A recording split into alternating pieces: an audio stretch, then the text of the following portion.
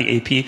As far as I know, I was the first staffer to erase information from a story because we were threatened by Hamas, which happened at the very end of 2008. We had a great reporter in Gaza, a Palestinian, who had always been really an excellent reporter. We had a detail in a story. The detail was a crucial one. It was that Hamas fighters were dressed as civilians and were being counted as civilians in the death toll.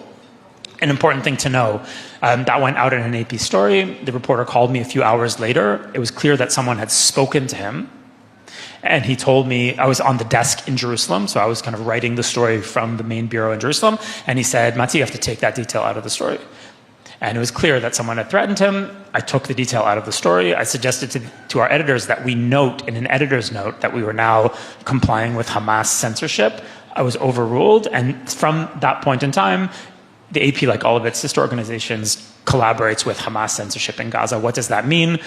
You'll see a lot of dead civilians and you won't see dead militants. You won't have a clear idea of what the Hamas military strategy is. And this is the kicker, the center of the coverage will be a number, a casualty number that is provided to the press by something called the Gaza Health Ministry, which is Hamas. And we've been doing that since 2008.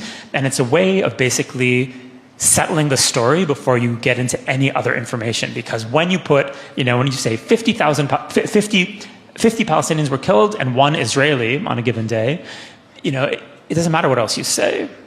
The numbers kind of tell their own story, and it's a way of kind of settling the story with something that sounds like a concrete statistic, and the statistic is being, given to us by one of the combatant sides. But because the reporters sympathize with that side, they're happy to play along. So since 2008, certainly since 2014, when we had another serious war in Gaza, the press has not been covering in Gaza. The press has been essentially an amplifier for one of the most poisonous ideologies on earth. Hamas has figured out how to make the press amplify its messaging rather than covering Hamas. There are no Western reporters in Gaza.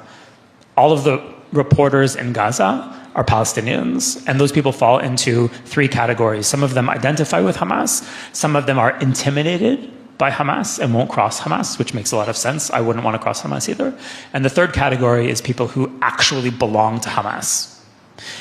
That's where the information from Gaza is coming from. And if you're credulous, then of course you're going to get a story that makes Israel look pretty bad.